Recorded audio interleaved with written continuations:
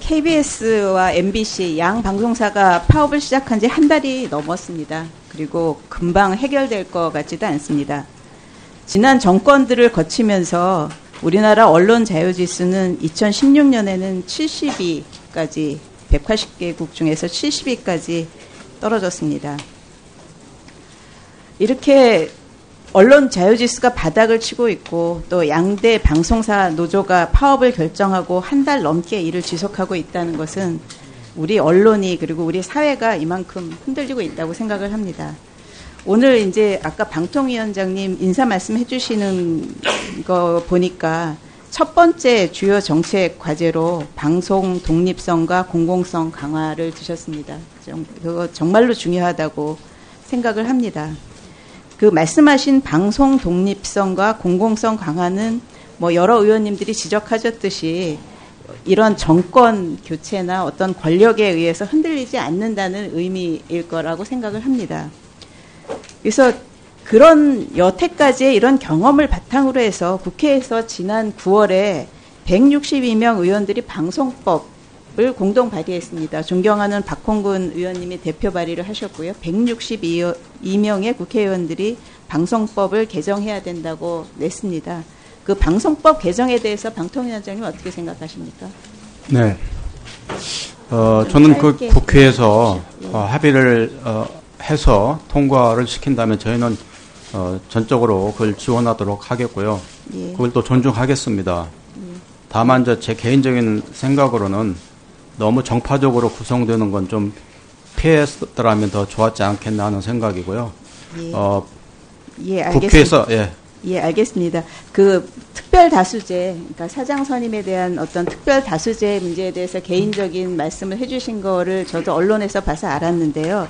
162명의 국회의원들이 방송법 개정안을 제정을 했을 때는 그래도 최선의 안을 만들어서 낸 거기 때문에 이 방송법 개정안이 통과될 수 있도록 혹시 이제 정권이 바뀌었기 때문에 입장이 틀려졌다 이런 얘기가 들리지 않도록 방송법 통과에 좀 애써주셨으면 좋겠습니다. 네. 그 다음은 사실은 제가 방심위에 대한 질문을 많이 하려고 하다 보니까 좀 찔리는 게 있어서 먼저 말씀을 드리겠습니다. 저희 표에 보시면은 뭐 연도별 그 통신심의 현황을 보시면 그 통신심의를 뭐 매년 그 증가세가 두드러지고 있고요. 많은 일을 해오셨습니다. 근데 2017년 들어서 뭐 여기 보시는 것처럼 몇 건을 못했고요. 방송도 마찬가지입니다. 뭐 그 할 일이 계속 늘어나고 있는데 2017년 들어서는 그 방송 심의 현황이나 어떤 일하는 건수가 확 줄었습니다. 뭐 그 이유를 제가 여쭤보나 마나 저희가 잘 압니다. 저희 책임입니다. 그러니까 그 방송심의위원회를 구성을 해야 되는데 심의위원들을 구성을 못하다 보니까 방심위 그 홈페이지도 사실은 6월 이후로는 거의 뭐 아무런 활동이 없는 것처럼 되어 있습니다. 그래서 지금 여기서 말씀드리는 것은 뭐 우리 국회가 제일 큰 책임은 있겠지만 우리 국회에 여기 계신 모든 상임위원님들 그리고 여기 방통위 관계자, 방심위 관계자가 다 합심을 해서 조속하게 방심위를 정상화시키는데 이제 앞장을 섰으면 좋겠다 하는 말씀을 먼저 드립니다. 네. 그래서 이제 방심위에 하는 것 중에 제가 이제 오늘 한 가지 좀 말씀을 드리려고 합니다. 지금 사진이 아주 좋지는 않은데 이 사진 무슨 사진 뭐에 대한 사진인지 보이시죠? 예, 권총 사진입니다. 네. 예. 근데 얼마 전에 아마 라스베가스에 총기 사건이 있었기 때문에 그걸 보면서 저는 사실은 그래도 우리나라는 총기에 대한 규제가 심해서 저렇게 민간이 총기를 사고 파는 일은 없어서 참 다행이라고 생각을 했습니다. 근데 사실은 보면 이 사진이 우리나라 인터넷으로 거래되고 있는 사진입니다. 이것도 장난감 권총이 아니고요. 그 다음에 뭐 누가 이렇게 개조한 그런 류의 권총이 아니고 실제로 살상력을 가진 진짜 권총입니다. 영화에서 보는 뭐 첩보원들이 가지고 다니는 그런 것들이 실제로 인터넷상으로 사고 팔게 되어 있습니다. 이게 이제 아마 방심위에서도 좀 알고 계실 거고요.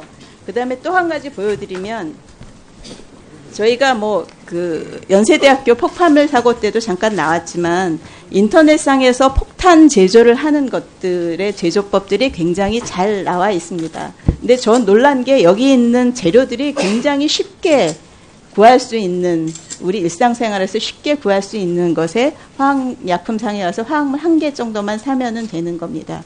그래서 이런 것들이 더 이상 우리나라도 이제는 이런 불법 무기에 대한 그런 안전한 지역이 아니다라는 말씀을 드리고요.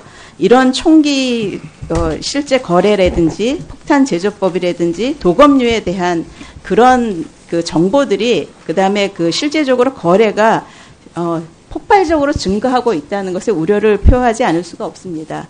그 다음 표를 한번 보여주시면은요.